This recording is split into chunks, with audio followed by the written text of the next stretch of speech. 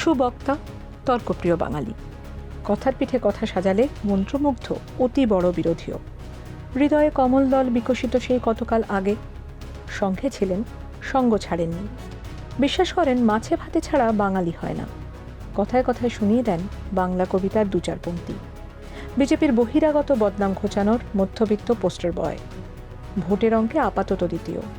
প্রথম হওয়ার পরশপাথর এবার কি খুঁজে পাবেন? শ্রমিকদা, আপনার সভাপতিত্বে আগমনে রাজ্য বিজেপির অন্দরে কি একটা শ্রমিক লাইন চালু হয়েছে? আমাদের দলের সভাপতি একটা বহমানতা। আগে যারা সভাপতি ছিলেন সবকটা ডিএনএ এক। যদি দিলীপ ঘোষকে ধরেন তাহলে দিলীপ ঘোষই শ্রমিক ভট্টাচার্য, শ্রমিক ভট্টাচার্যই দিলীপ ঘোষ। শব্দচয়ন এবং শরীরী ভাষা সেগুলো একান্তই ব্যক্তির ব্যক্তিগত। কিন্তু যে যুগ সন্ধিক্ষণে আজকে পশ্চিমবঙ্গ দাঁড়িয়ে আছে এই মুহূর্তে, এবং রাজনীতি যে আবর্তে আছে, সেই আঙ্গিক থেকে যদি চিন্তা করা যায় তাহলে আজকে সংঘবদ্ধভাবে বিজেপি নির্বাচন লড়ছে, প্রতিবারই লড়ে। সংবাদ মাধ্যমে বিভিন্ন সময় বিভিন্ন ধরনের খবর উঠে আসে, কিছু অসংলগ্ন বিবৃতি থাকে, সব রাজনৈতিক দলের মধ্যেই থাকে, আমার ক্ষেত্রেও থাকে। কিছু বিচ্যুতি থাকে, মান অভিমান থাকে, এই সমস্ত মিলিয়ে মিশিয়েই তো একটা রাজনৈতিক দল। মন্থন তো থাকবেই, মন্থন থাকবেই, চিন্তনটা থাকা উচিত। তো সেই সব কিছু করে আমরা একটা জায়গায় এসেছি এবং সেখান থেকে নির্বাচন চলছে। এই সভাপতি হিসেবে শ্রমিক ভট্টাচার্য কি রাজ্য বিজেপির একটা নরম হিন্দুত্বের মুখ, যিনি যার নাগরিক সমাজের কাছে একটা গ্রহণযোগ্যতা আছে? এটা তো আপনিও স্বীকার করবেন। যিনি বিজেপির অন্য কয়েকজনের মতো গলিমারো এই নীতিতে বিশ্বাস করেন না একেবারেই। যিনি বাংলা সংস্কৃতি, কবিতা, চায়ের আসরে অন্যদের সঙ্গে আড্ডা মারে এবং সর্বোপরি সংবাদ মাধ্যমের কাছে খুব প্রিয়। এই যে একটা মুখ, এই মুখটা কি একটা নরম হিন্দুত্বের মুখ? এইটা আপনার কি মনে হয় যে আমি এটাকেই শ্রমিক লাইন বলছি? আমি পার্টির প্রোডাক্ট, এছাড়া আমার অন্য কোনো পরিচয় নেই। সফট হিন্দুত্ব বা কঠিন হিন্দুত্ব এই সমস্ত এগুলো আপনারা বলবেন সংবাদ মাধ্যমের বিশেষণ। না, সংবাদ মাধ্যমে অনেক মানুষ এটা চলেন। সংবাদ মাধ্যম তো সমাজের দর্পণ। সমাজের দর্পণ সবসময় হয়ে ওঠে না, চেষ্টা করে হতে। মানে মাঝে মাঝে আয়নায় দাগও লাগে। আয়নায় দাগ লাগিয়ে কখনো সময় আয়নায় দাগটা লাগিয়ে দেওয়া হয়, সেটাও হয়। তো যাই হোক, তো এখন বিষয়টা হচ্ছে কে কিভাবে উপস্থাপন করছে। এই যে নতুন শব্দ আমি শুনতে পাই, হিন্দুত্ববাদী। হিন্দুত্ব কোনো বাদ নয়, এটা বহুত্ববাদ, যেখানে প্রত্যেক মানুষ তার মত প্রকাশ করবে। চার বাক্যেও তো আমরা এখানে ঋষি বানিয়েছি। আমাদের হিন্দুত্বটা অনেক বেশি প্রগ্রেসিভ। যেমন আমরা রামানুজ, ইনক্লুসিভ বলতে পারেন, প্রগ্রেসিভ। ইনক্লুসিভ তো নিঃসন্দেহে। যে সমাজ সমান্তরালভাবে রামানুজ আর শঙ্করাচার্যকে চালিয়ে নিয়ে গেছে, যে সমাজে যে কেন নেবে না, কেন নেবে না, যে সমাজ। আপনাদের বিরুদ্ধে তো অভিযোগ এটাই। আমাদের বিরুদ্ধে যে অভিযোগটা যারা করছেন, আস্তে আস্তে সেই অভিযোগ থেকেও সরে আসছে। সেটা আগামী পৃথিবী সেটা বুঝবে। যে আমরা যেরকম বলি অহল্লা দ্রৌপদী কুন্তি তারা মন্দাদরিস্তথা পঞ্চকন্যা স্মরে নিত্যম মহাপাতক নাশনম। এই যে অহল্লা দ্রৌপদী কুন্তি তারা মন্দাদরি, এদের সকালবেলা স্মরণ করতে বলছেন। তো এরা কেউই একগামিনী ছিলেন না, কিন্তু সমাজ তাকে সেই প্রতিষ্ঠা দিয়েছে। বেশ্যাপুত্র প্রশিষ্ট এখানে ঋষি হয়েছেন। গণিকা পুত্র সত্যকাম তার মায়ের নামে জবালি সত্যকাম বলে উপনিষদের স্থান পেয়েছে। তো এটাকে আপনি প্রগতিশীল বলতে পারেন, এটাকে আপনি যে কোনো বিশেষণে উপস্থাপিত করতে পারেন, কিন্তু এটাই সমাজ দেখিয়েছে, পৃথিবীর অন্য কোনো সমাজ সেটা দেখাতে পারেনি। এই কথাগুলো না শ্রমিক ভট্টাচার্য ছাড়া বিজেপির অন্য কোনো রাজ্য নেতার মুখে শোনা যায় না। আমি সেই কথাটাই বলতে চাইছি। প্রশ্ন হলো আমরা যে যেটাকে আমি শ্রমিক লাইন বলছি, যেটা হিন্দুর কথা বলি, দেখুন ঋষি অরবিন্দ কি বলেছেন, আমরা নতুন কি বলেছি। ঋষি অরবিন্দের বিখ্যাত উত্তরপাড়া ভাষণ, What is religion? Which we call Sanatan eternal. It is the Hindu religion because Hindu nation has kept it. I say it is Sanatan Dharma, which for us is nationalism. ঋষি অরবিন্দ বলছেন। বঙ্কিমচন্দ্রের বন্দে মাতরম নিয়ে যখন বিভিন্ন বিতর্ক হচ্ছে তখন অরবিন্দের বক্তব্য কি ছিল? It is not a mantra. It is a religion of nationalism. এটা বন্দে মাতরম সম্পর্কে অরবিন্দের বক্তব্য ছিল। দেখুন, আমরা বন্দে মাতরমকে খণ্ডিত করেছি, আমরা পরিকল্পিতভাবে রবীন্দ্রনাথকে তার জনগণ মন অধিকে পঞ্চম জর্জের উদ্দেশ্যে লেখা একটা গান বানিয়ে দিয়েছি এবং তা একটা কিন্তু নয়, তা নয় আমরা অনেক এটাকে লিখেছেন, পঞ্চমজনের উদ্দেশ্যে একটা স্তুতি গান হিসেবে আমরা বানিয়েছি এবং এই পারসেপশনটা সারা দেশের মধ্যে এখনো আছে এবং এটার বিরুদ্ধে যত প্রচার দরকার সেটা হয়নি। আমি নিজে সংসদে এটা তুলেছি। আরেকজন সাংসদ আছেন আমাদের রাজ্যে, সুখেন্দু শেখর রায়, তার একটা অসামান্য প্রবন্ধ আছে এর ওপরে লেখা। বিচিত্রা এবং পূর্বাশায় রবীন্দ্রনাথ 37 সালে 39 সালে নিজেই তার ব্যাখ্যা দিয়েছেন এবং কতটা ঘৃণা, হতাশা, ক্ষোভ থেকে তিনি তখন চুপ করে গিয়েছিলেন সেটা তিনি নিজেই তার জীবদ্দশায় ব্যক্ত করে গেছেন। শিবুদা, আপনি কি মনে করেন না যে লেখাপড়া এবং সহিষ্ণুতার ক্ষেত্রে আপনি আপনার ফেলো পার্টি পিপলের থেকে খানিকটা এগিয়ে এই রাজ্যে? আমি কখনোই মনে করি না। এই ভাবনাটা আমার মধ্যে নেই। আমার উচ্চতার মতো আমার জ্ঞান বিদ্যা বুদ্ধি সীমিত। আমি আমার মতো করে ভিন্ন রাজনৈতিক দলকে দেখতে চাই, তাদের বক্তব্যগুলো শুনি, আমি প্রত্যেকের বক্তৃতা শুনি, অনেকের বক্তৃতা আমি মুখস্থ এখনো বলে দিতে পারি।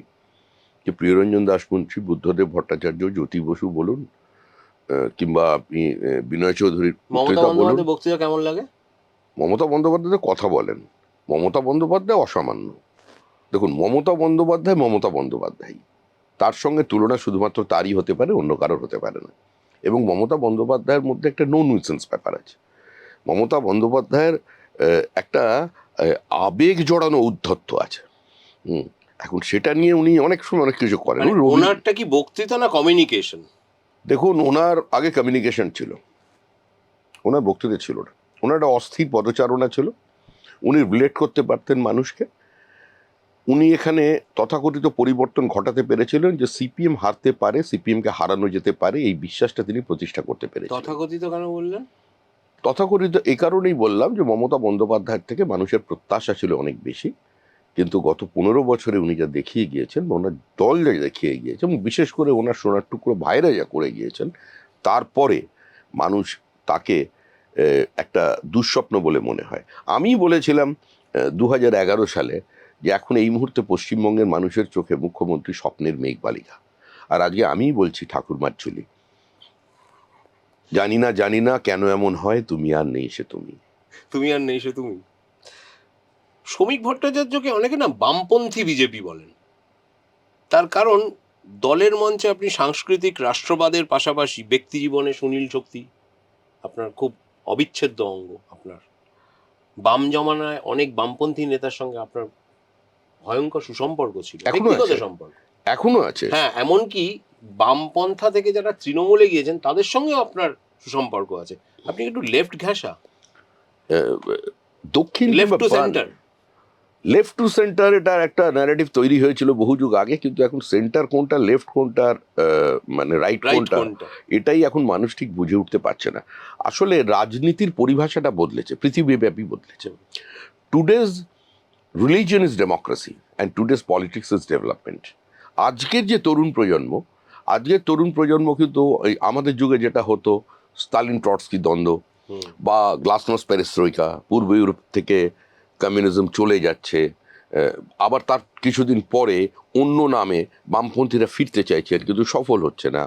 আবার যদি আমরা দ্বিতীয় বিশ্বযুদ্ধের পরের ইতিহাসটা দেখি এবং প্রথম বিশ্বযুদ্ধ থেকে দ্বিতীয় বিশ্বযুদ্ধের মাঝখানের অবস্থান, সেখানে ভারতীয় রাজনীতিতে টানাপোড়েন, কংগ্রেসের মধ্যে ভিন্ন ভিন্ন মতবাদ, তার সংঘাত,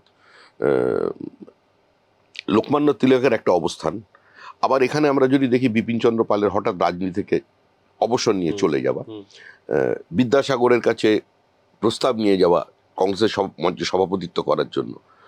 বিদ্যাসাগর বললেন, যারা লড়াই করবেন তোমরা কি তাদের হাতে একটি করে তরবারি দিচ্ছ?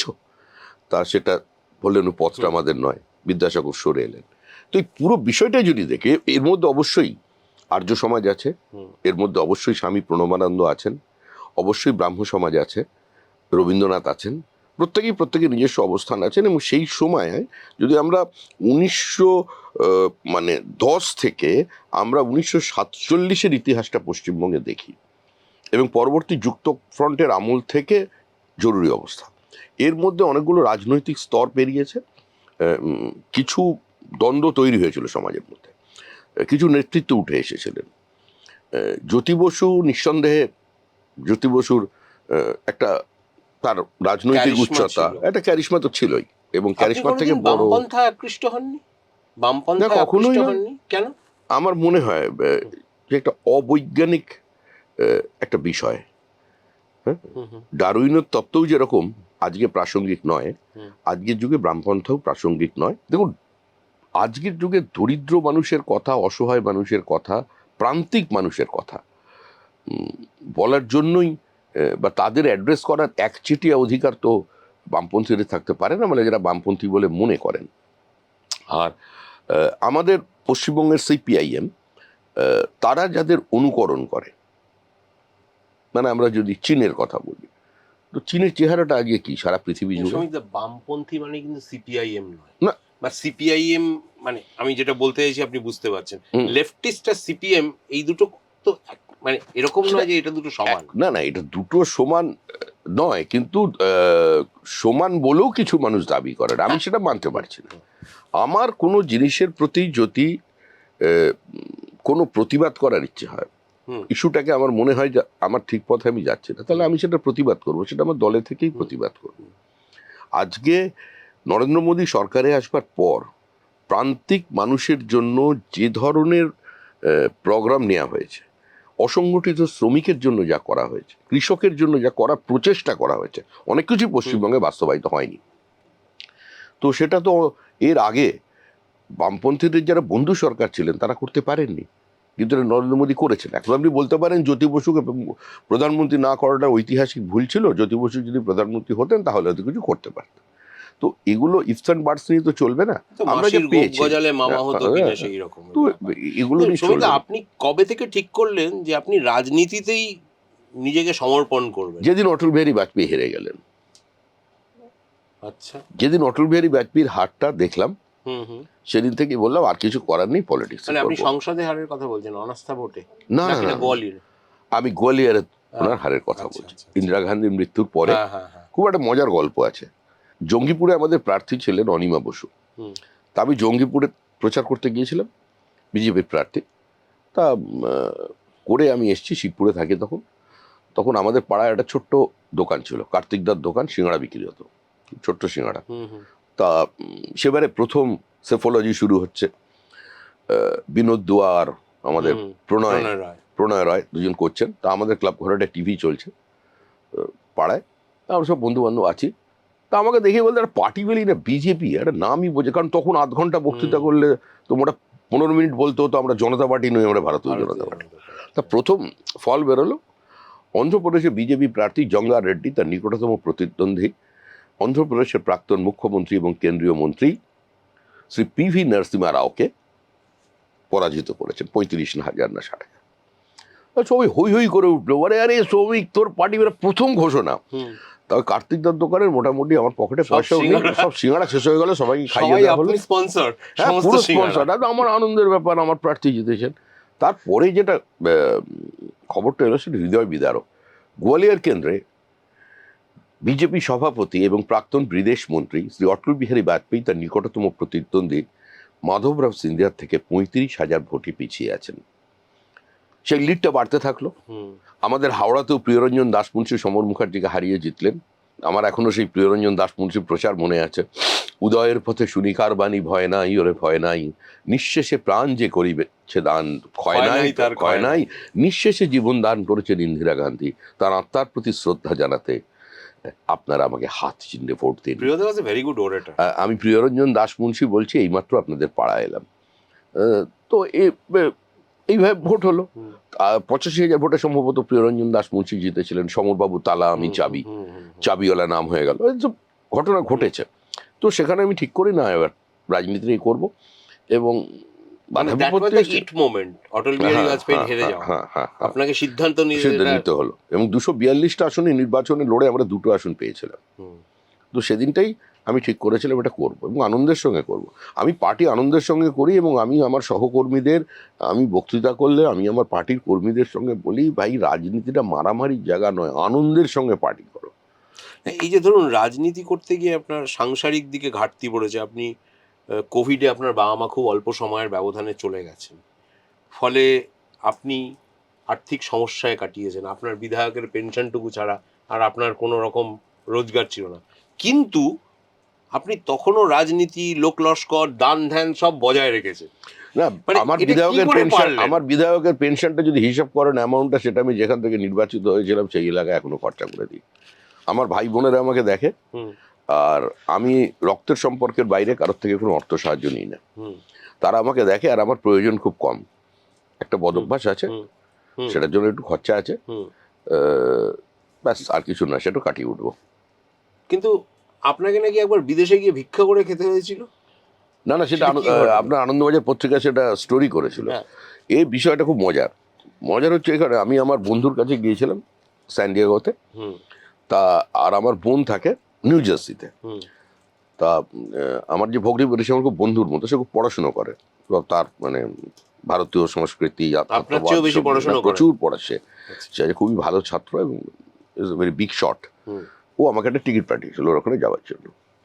তা আমার এই যে বন্ধু পূর্ণেন্দু চক্রবর্তী, হুম, ও আমাকে স্যান ডিয়েগোতে দেখালো, বলে দেখ তুই তো প্লেনে গেলে খাবার ফ্রি আছে, পেয়ে যাবি, এই বলে ও প্রিন্ট আউটটা বার করেছে, দেখালো লাঞ্চ স্ট্রোক ডিনার লেখা আছে, বলেই তো খাবার দিয়ে দেবো।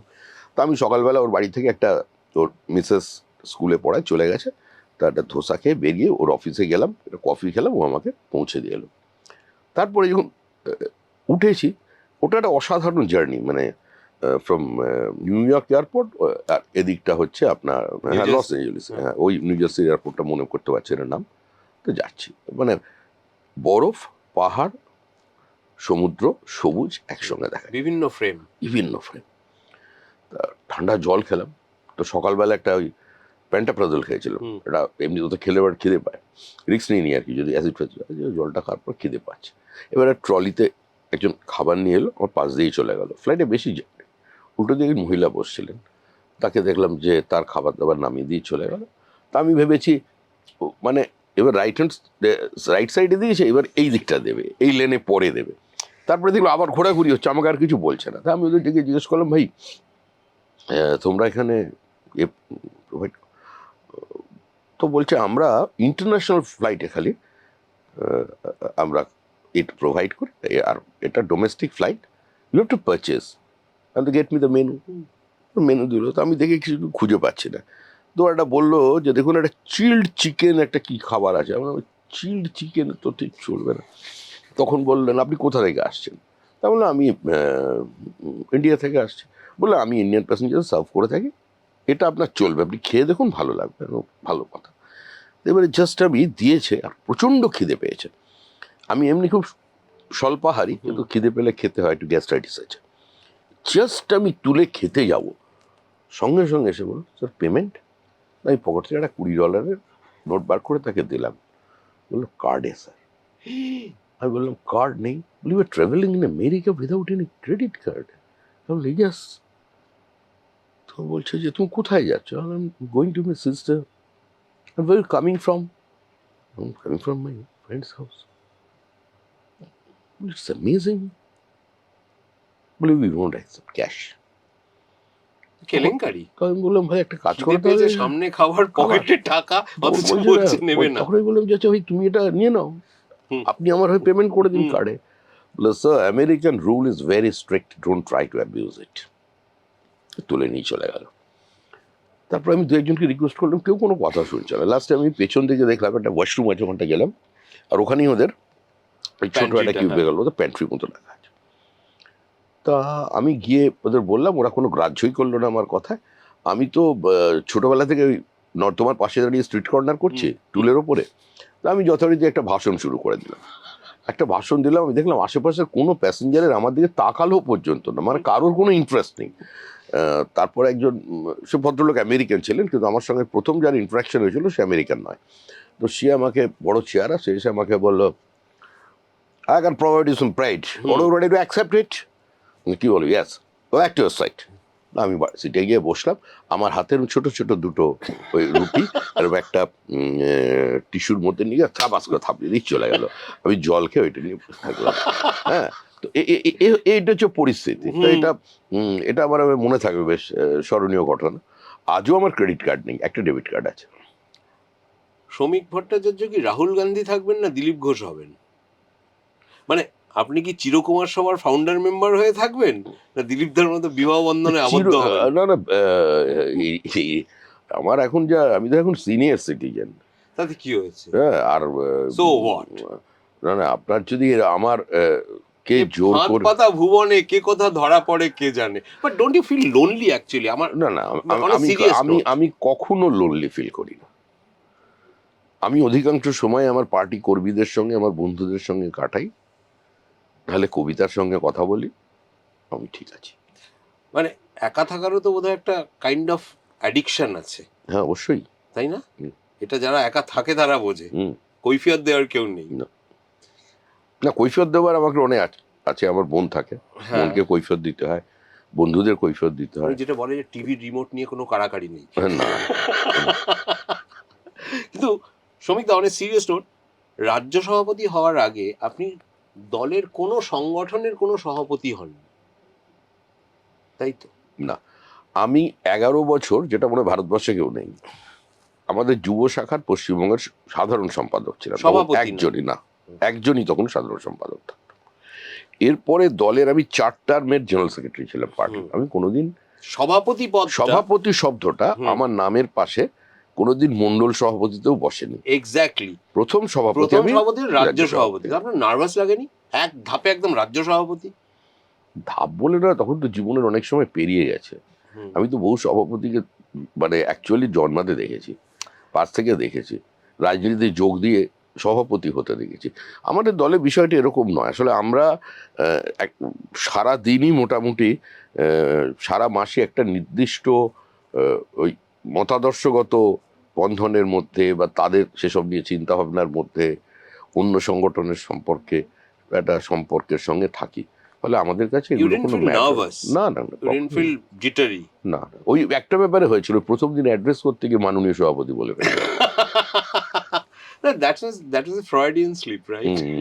কিন্তু গত বছর জুন মাসে আপনি সভাপতি হলেন, প্রায় 11 মাস কাটতে চলল। এই সময়কালে নেওয়া আপনার সেরা সিদ্ধান্ত কি রাজ্য সভাপতি হিসেবে? সেরা সিদ্ধান্ত বলে কিছু বলতে পারবো না। আর আমাদের সভাপতি তো কোনো ইউনিল্যাটারালি কোনো সিদ্ধান্ত নিতে পারেন না। তাও সবচেয়ে গুরুত্বপূর্ণ সিদ্ধান্ত আপনি যদি মনে করেন অ্যাজ রাজ্য সভাপতি আপনি নিয়েছেন, যেটা আপনাকে খুব তৃপ্তি দিয়েছে বা দলের? আমি সিদ্ধান্ত একটাই নিয়েছি, যেদিন আমি সভাপতি হয়েছি সেদিন আমি একটা ঘোষণা করেছিলাম এবং সেটা পার্কুলেট করেছে নিজ পর্যন্ত, যে যার হাতে বিজেপির পতাকা সেই বিজেপি, যে অতি সক্রিয় সে পার্টির পদাধিকারী, আর যাকে পার্টির পতাকা ছাড়া মানুষ বিজেপি হিসেবে চেনে, রাস্তায় বিজেপির সম্পর্কে প্রশ্ন করে, নমস্কার করে, সে নেতা। এটা নিজ পর্যন্ত গেছে। মানে এইটা কি আপনি অ্যাজ এ থামরুল আপনি এটা আমি এটা বলে প্রপোজ করা নয়, এটা আমি বলেছিলাম। প্রপোজের এখানে কোনো বিষয় নয়, এটা আমি বলেছি। এবং এই কথাটা মানুষ নিয়েছে, আমাদের বিজেপি কর্মীরা নিয়েছে, যারা দীর্ঘদিন থেকে আমাদের সঙ্গে বিজেপি করছে। কত মানুষ আমাদের ছেড়ে চলে গেছেন। এই রবীন চ্যাটার্জি আমার অত্যন্ত ঘনিষ্ঠ পার্টির মধ্যে, সে দেখে যেতে পারলো না যে শ্যামাপ্রসাদের মাটিতে প্রথম শ্যামাপ্রসাদের সরকার তৈরি হচ্ছে। সরকার হবেই, সরকার হয়ে গেছে। তৃণমূল চলে গেছে, তৃণমূল চলে যাবে। পৃথিবীর কোনো শক্তি তৃণমূলকে চতুর্থবারের জন্য ক্ষমতায় আনতে পারবে না। রাষ্ট্রবিজ্ঞানের নিয়ম মেনে, সমাজ বিজ্ঞানের নিয়ম মেনে তৃণমূল তার বৃত্ত সম্পূর্ণ করেছে। এবার সময় শেষ। 2021-এও শোনা গিয়েছিল। আপনার 2021-এর সঙ্গে এই নির্বাচনে পার্থক্য আছে। প্রত্যেক নির্বাচনে জয় পরাজয় থেকে প্রত্যেকটা রাজনৈতিক দল কিছু কিছু শিক্ষা নেয়। আমরা শিক্ষা নিয়েছি। আমরা আমাদের মতো করে যে আমাদের ভ্রান্তিগুলো ছিল সেটা পুরোটা দূর করতে পেরেছি বলা নয়, কিন্তু আমরা চেষ্টা করেছি। কিছু ত্রুটি বিচ্যুতি আমাদের থেকে গিয়েছে, সেটা থাকে, ফুল প্রুফ সিস্টেম বলে কিছু হয় না। কিন্তু যেটা হয়েছে এবারে যে নির্বাচনটা, সেটা অন্য নির্বাচনের থেকে আলাদা। আমি সভাপতি হয়ে প্রথম বক্তৃতায় আমি বলেছি 2026-এর নির্বাচন তৃণমূলের বিসর্জন। আমাদের প্রধানমন্ত্রী এসে বলেছেন পাল্টানো দরকার, চাই বিজেপি সরকার। এই ন্যারেটিভ সারা পশ্চিমবঙ্গে যখন ছড়িয়ে পড়েছে, নির্বাচন শুরু হবার 15 দিন আগে থেকে কিন্তু একটা অন্য ন্যারেটিভ উঠে এসেছে। এখন মানুষ আমাদের বলছে তোমরা কারা, লড়াই তো আমাদের। আমরা ন্যারেটিভ তৈরি করেছি মানুষ যে তৃণমূলকে হারাতে পারে বিজেপি। কিন্তু আজকের যে নির্বাচনটা হচ্ছে, আজকের এই মুহূর্তে দাঁড়িয়ে এই কথা স্বীকার করতে আমার কোনো দ্বিধা নেই, আজকের ব্যাটনটা কিন্তু আমাদের হাত থেকে মানুষের হাতে চলে গেছে। মানুষ বলছে জনতা বনাম মমতা, বুঝে নেবে জনতা। এইখানে কি, এই ম্যাচে কি আপনার ইম্প্যাক্ট প্লেয়ার হিসেবে ইলেকশন কমিশনকে পেলেন সঙ্গে? যেমন আইপিএল এ যেমন হয় না, ইম্প্যাক্ট প্লেয়ার নামায়। নির্বাচন কমিশন যদি নির্বাচন কমিশনের কাজটা ঠিকভাবে করতো, তাহলে আমাদের জয়ের ব্যবধান অনেক বাড়ত। নির্বাচন কমিশনের কাজে আমরা সন্তুষ্ট নই।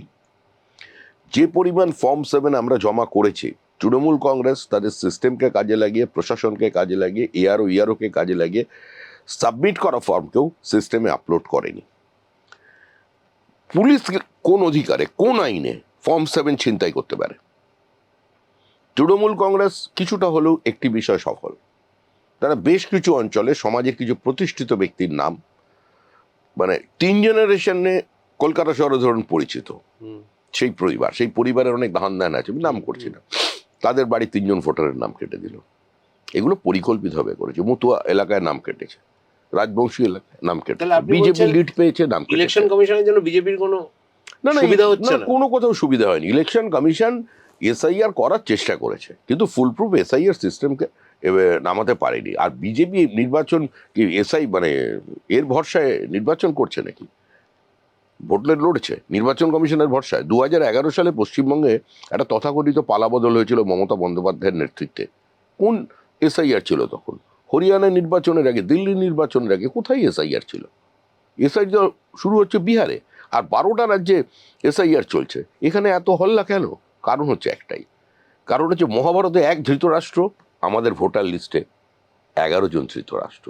বাবা ছেলের বয়সের পার্থক্য 10, ভাই বোনের বিয়ে, স্বামী স্ত্রীর বাবার নাম 1, এ আপনি কোথায় পাবেন? কিন্তু আপনি তো এইটা দেখেছেন শ্রমিক দেওয়া, এটা I don't know whether you will agree or not, যে এসআইআর এর ফলে প্রচুর লোকে হেনস্থা হয়েছে, হয়রানি হয়েছে।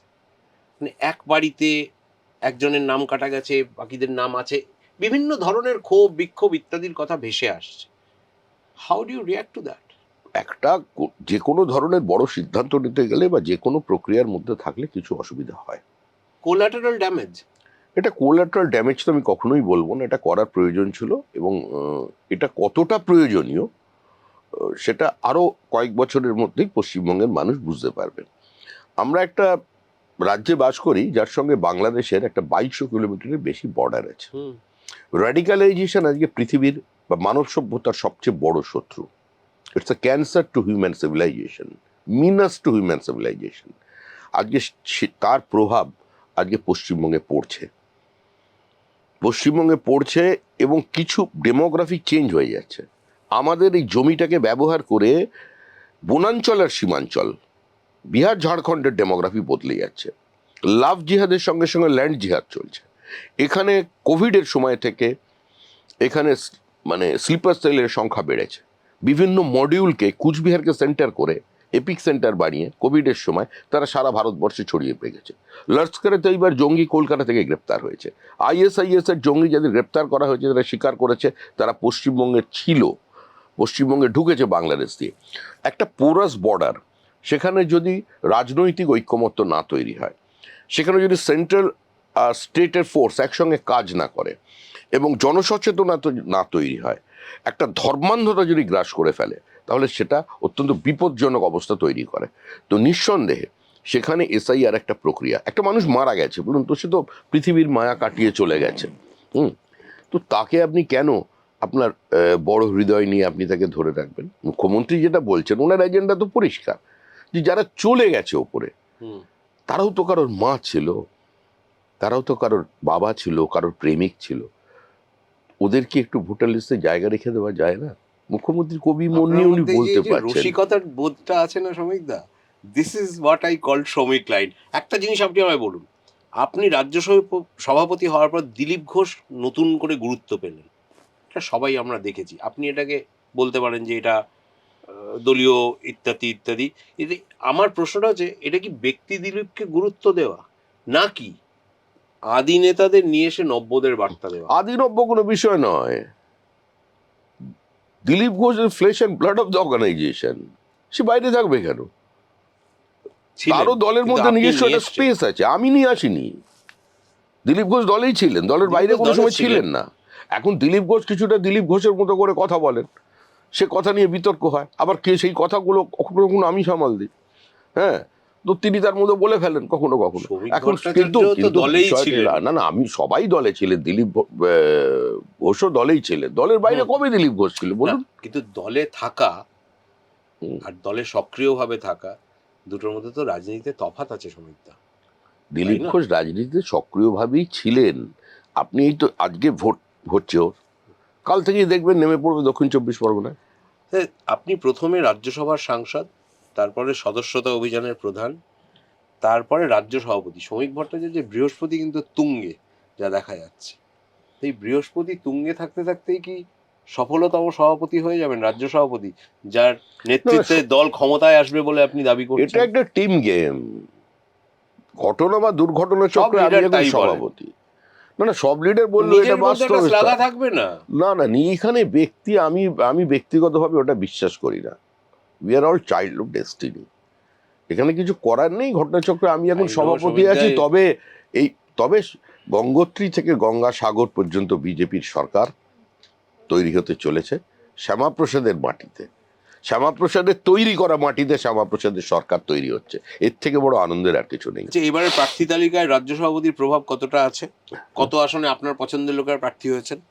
আমার কোনো পছন্দের লোক আপনি প্রার্থী তো হয়নি। পুরনো লোকেদের প্রার্থী করতে চেয়েছিলেন, আমাকে চেয়েছিলেন নতুন লোকেদের প্রার্থী করতে। এরকম একটা নতুন এই পুরনো বিষয় মন্থনটা নেই। ছিল। আবার কেউ অন্য দল থেকে আসা লোকজনদের প্রার্থী করতে চেয়েছিলেন। শেষ পর্যন্ত কার পাল্লা ভারী রইল? সেটা আপনারা ঠিক করবেন, কারণ কি? পাল্লাটাও আপনারা খুঁজে পেয়েছেন, আমি তো কোনো পাল্লা পাইনি। আমার কাছে কোনো দাড়ি পাল্লা নেই। আমরা নির্দিষ্ট আমাদের পার্টির গঠনতান্ত্রিক ব্যবস্থায় আমরা পার্টির কর্মীদেরই প্রার্থী করেছি। সেটা আপনি লো প্রোফাইল কিন্তু এবার বলতে পারেন। অনেক সায়েন্টিফিক্যালি হয়েছে। হুম। মুখ বন্ধ খাম, 3টে ধাপ ইত্যাদি ইত্যাদি বিভিন্ন এর ধরনের। বাইরেও হয়েছে অনেক প্রসেসের মধ্যে, ওইটা একটা প্রসেস, মুখ বন্ধ খামটা। হ্যাঁ, ওটা মুখ বন্ধ ওর মধ্যে খামটা রহস্য ছিল। আছে আসলে। হ্যাঁ, মুখ বন্ধ মুখ খাম। বন্ধ খামটা একটা ছিল, কিন্তু মুখ বন্ধ খামের মধ্যে থেকে এই সমস্ত হুম। আত্মারা বেরিয়ে আসেনি, হুম। বাইরে থেকেও এসছে। হ্যাঁ, তো এর মধ্যে শ্রমিক ভট্টাচার্যের প্রভাব কত দূর? কোনো প্রভাবই নেই। এটা হয়। এটা অ্যাবসলিউটলি একটা ঐক্যমত্যের যদি- ভিত্তি থেকে হয়েছে। একটা দুটো ক্ষেত্রে ভুল হতে পারে।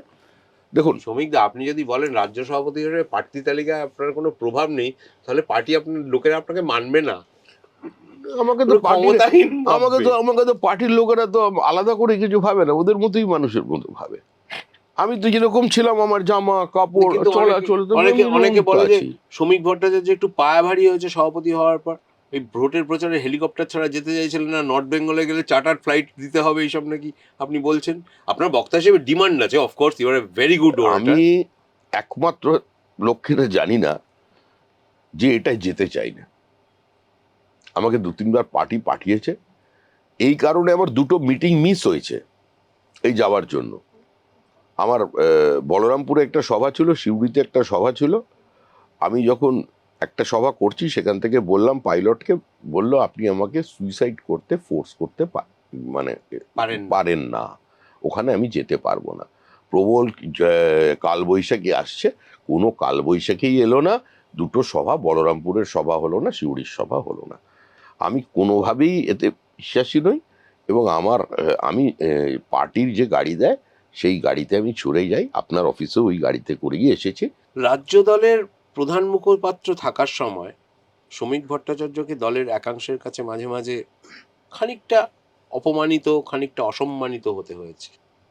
সে ঘটনা আমি আর বলতে চাইনি, কিন্তু এরকম দৃষ্টান্ত হয়েছে। কিন্তু আপনি সভাপতি হওয়ার পর তারা সকলে আবার আপনার দরজায় এসে পড়েছে, এটাও খুব স্বাভাবিক, জীবনের বহতা নদীর মতো।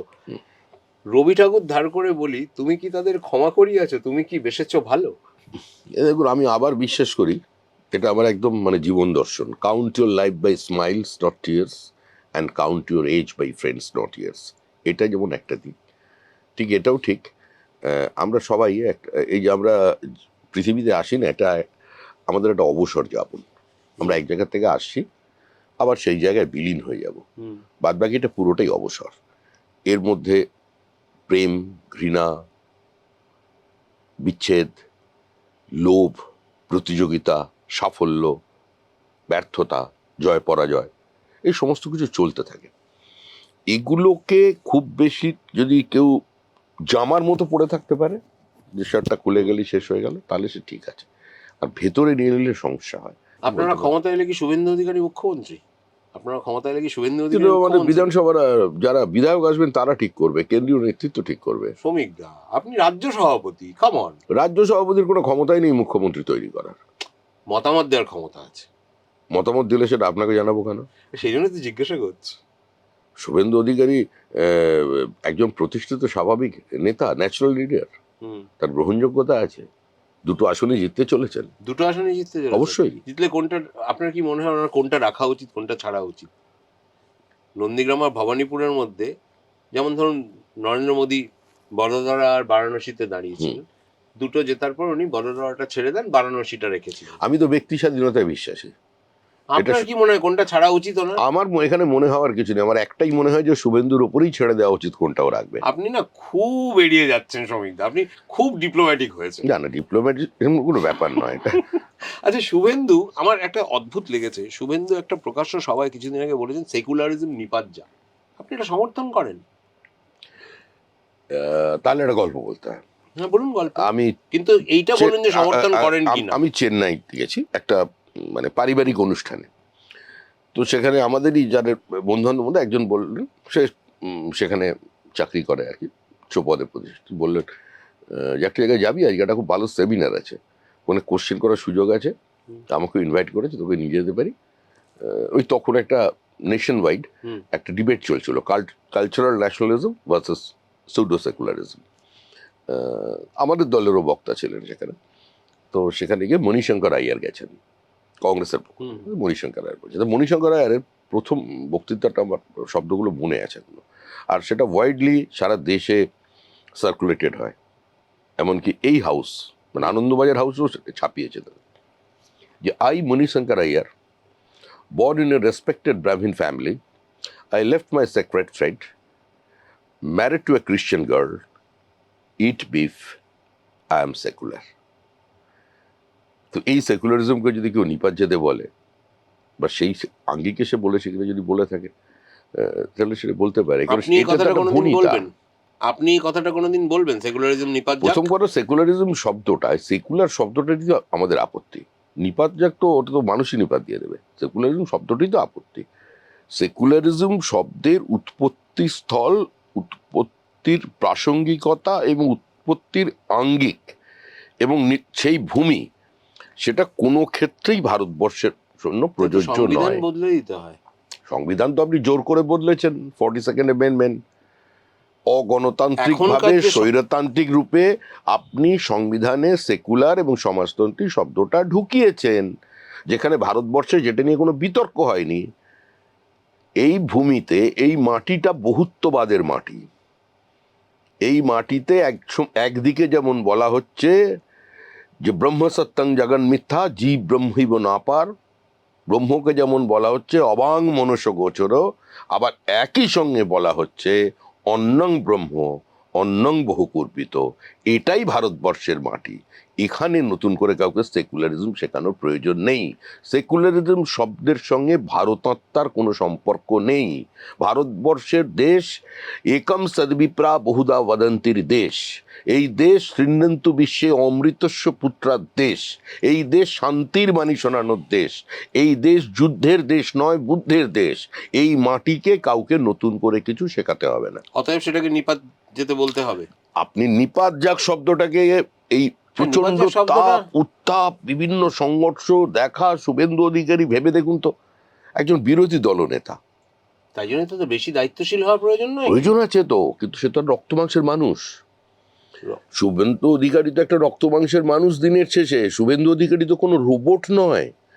শুভেন্দু অধিকারী সংসদীয় রাজনীতিতে তার স্থান মুখ্যমন্ত্রীর পরে, যাকে পশ্চিমবঙ্গে একটা সভা করার জন্য গত 5 বছরে 104 বার হাইকোর্টের দরজায় যেতে হয়েছে। I completely understand. শুভেন্দু অধিকারীর কে যেদিন তিনি সার্টিফিকেট দিতে যাচ্ছেন জয়ের, তার গাড়ির ওপরে বড় বড় পাথর পড়েছে। শুধু তাই নয়, তাকে উত্তরবঙ্গে তার গাড়ির চারিদিকে পেট্রোল ঢেকে তাকে জীবন্ত পুড়িয়ে মারার চেষ্টা করা হয়েছে। এবং কিছু জায়গায় কিছু ধর্মান্ধ সাম্প্রদায়িক মানুষজন তাদের লেলিয়ে দেওয়া হয়েছে তার উপরে আক্রমণ করবার জন্য।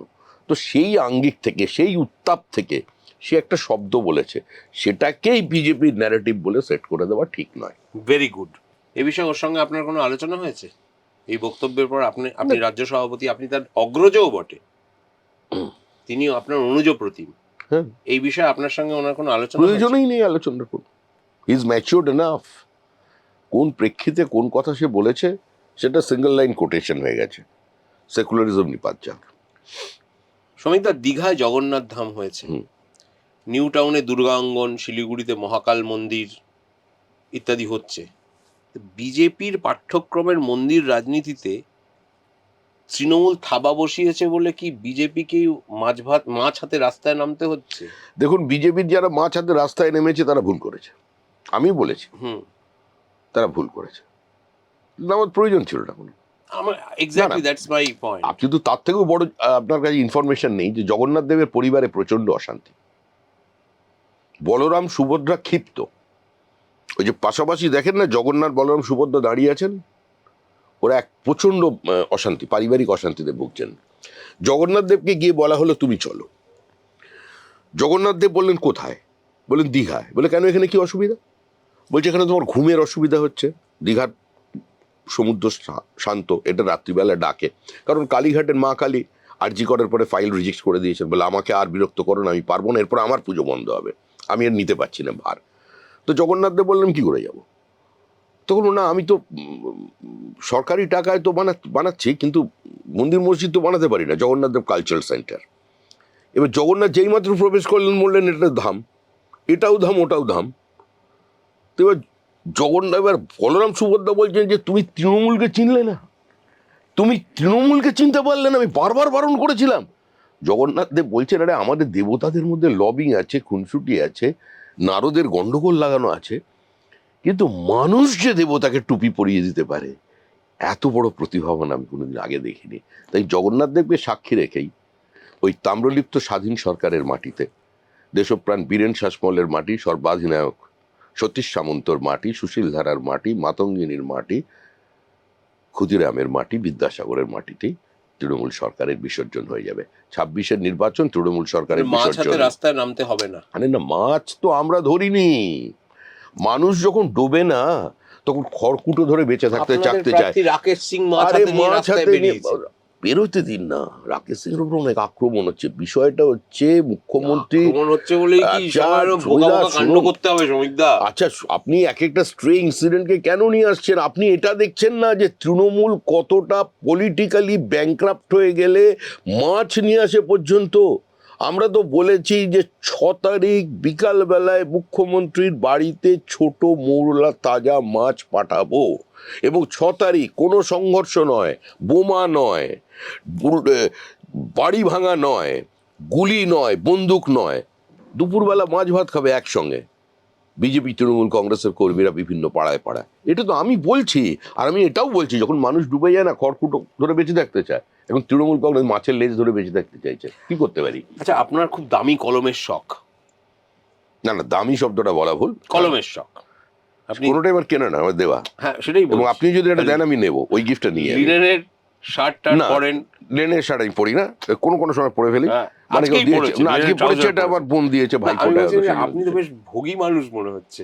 মানে ত্যাগের কি ইতিহাস আছে শ্রমিক ভট্টাচার্যের? না না, ত্যাগ ভোগ এগুলো কিছুই নেই। আমি একটা কাপড় কিনি, হ্যাঁ, এই একদম আমার দোকান গত 30 বছর ধরে এমজি রোডের ওই দোকানটা গান্ধীজি নাকি এসেছিলেন, ওখান থেকে আমি একটা থান কিনি, 7টা জামা হয়। ব্যাস হয়ে গেল। এবারে 1 বছর চলে যায় ওতে, কোনো সময় দুটো, আর মুর্শিদাবাদে গেলে আরেকটু সস্তায় পাওয়া যায় কিরি। আর আমার কোনো শখ শ্রমিক নেই। ভট্টাচার্য কি ত্যাগ করেছেন, যেমন শুভেন্দু অধিকারী যেমন 3টে দপ্তরের মন্ত্রিত্ব ছেড়েছেন, অনেক কিছু ত্যাগ করেছেন, আপনি কি ত্যাগ করেছেন? ত্যাগের কি ইতিহাস আমি তো আছে? সর্বহারা, আমার তো হারানোর কিছু নেই, তবে শৃঙ্খল নেই। আমার তো হারানোরই কিছু নেই। শৃঙ্খলা আছে। পুরোপুরি আমি শৃঙ্খলিত নই, শৃঙ্খলে আবদ্ধ নই। আপনি তো কঠিন বিজেপি। ধর্মকর্ম করেন শ্রমিকদা? অমাবস্যায় শাক খান? না, ওই সমস্যার মধ্যে আমি নেই, ওসব আপনি আমায় পাবেন না। হ্যাঁ, মন্দিরে আমি যাই, প্রণাম করি, লেককালী বাড়ি যাই, নমস্কার করি, কিছু জায়গায় যেতে ভালো লাগে যাই। যোগব্যায়াম করেন? হ্যাঁ? প্রাণায়াম, যোগব্যায়াম এসব করেন? একবার শুরু করেছিলাম, জানেন তো, মাস দেড়েকের পড়া পারলাম না, কেন? আমার ধৈর্য কুলো না। যে টেনশন হলে শ্রমিক ভট্টাচার্য কি করেন? যোগনিদ্রায় চলে যান?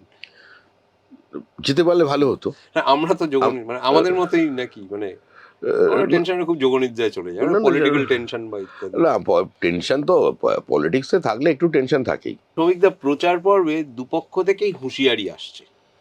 যে আপনি বললেন যে মাছ ভাত খাবে একসঙ্গে বসে, বিজেপি বলছে হিসাব হবে অমিত শাহ, ভারতের কেন্দ্রীয় স্বরাষ্ট্রমন্ত্রী হিসাব হবে বলছেন, সাধারণ কর্মীর উল্টো ক্ষেত্রে করে বলে। না ঝুলিয়ে না না সোজা না, করা হবে। এর মধ্যে একটা কথা আছে, পরিষ্কার করে দিচ্ছে।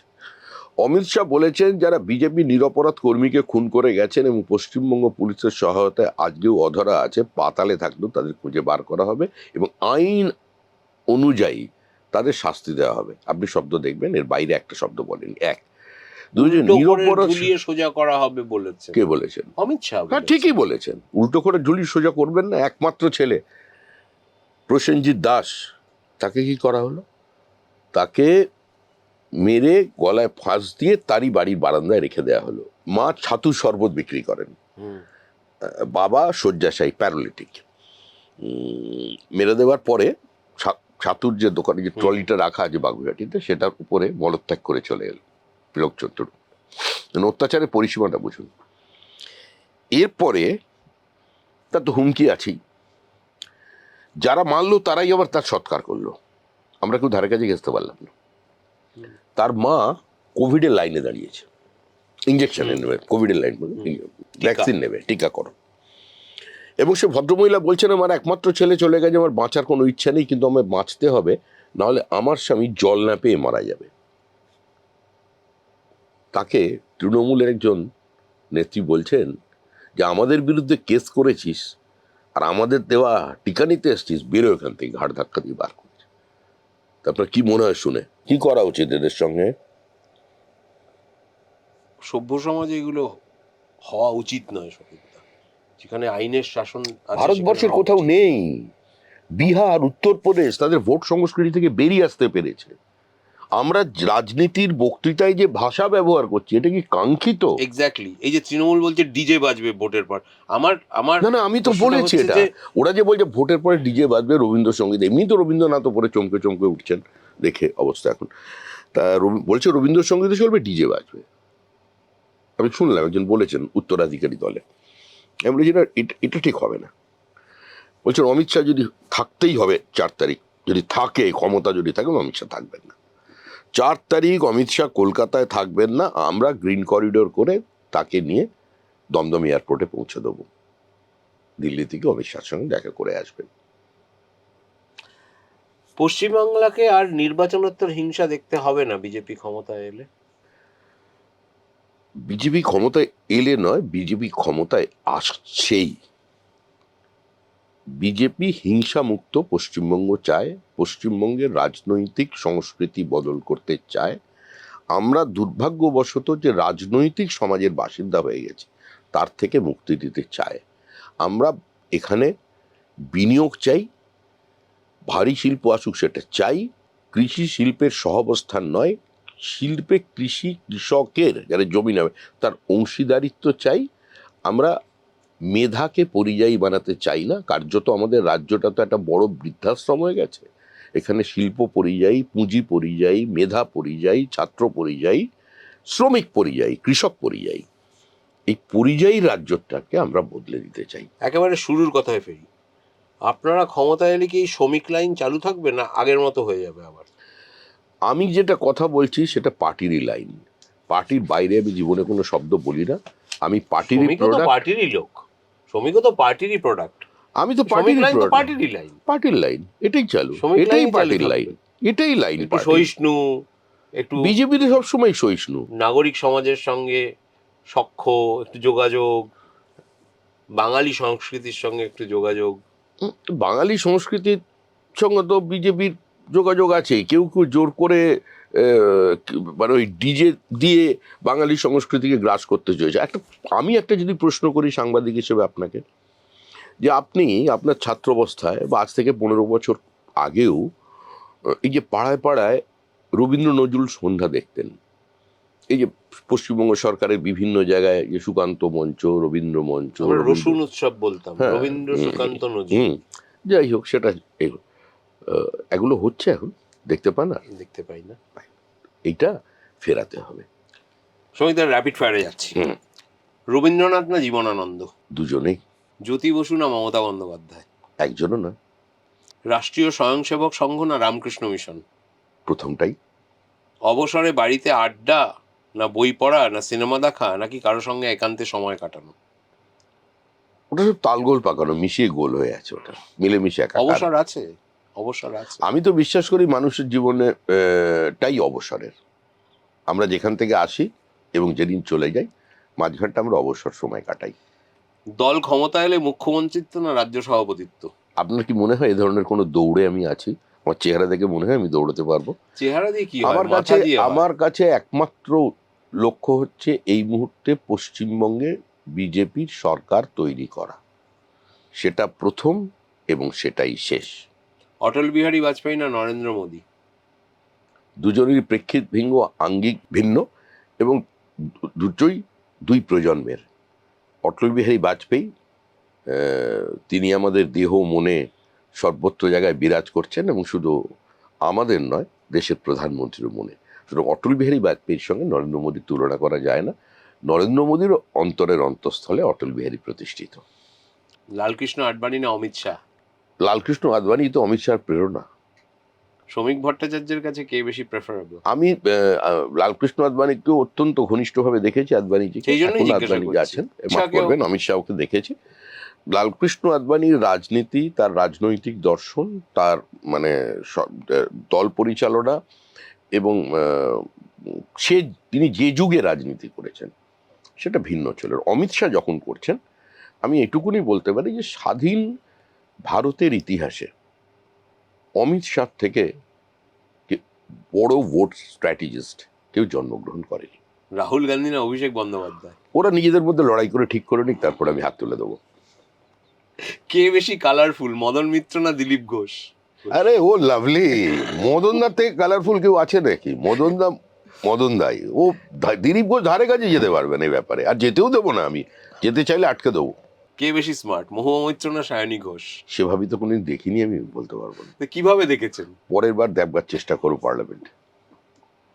কিন্তু দেখবেন কি করে, উনি তো, ওনারা তো লোকসভা, আপনি ও রাজ্যসভা। ঠিক ক্যান্টিনে দেখা হয়ে যাবে। আমি দুজনকে একসঙ্গে ডেকে আপনার প্রশ্নটা বলবো। মোহনবাগান না ইস্ট বেঙ্গল? একদম ছোটবেলায় আমি মোহনবাগানের একদম কট্টর সমর্থক ছিলাম, দীর্ঘদিন ধরে ছিলাম। এখন সত্যি কথা বলতে গেলে এই মুহূর্তে দাঁড়িয়ে আমার মোহনবাগান ইস্ট বেঙ্গল দুটোকেই এক মনে হচ্ছে।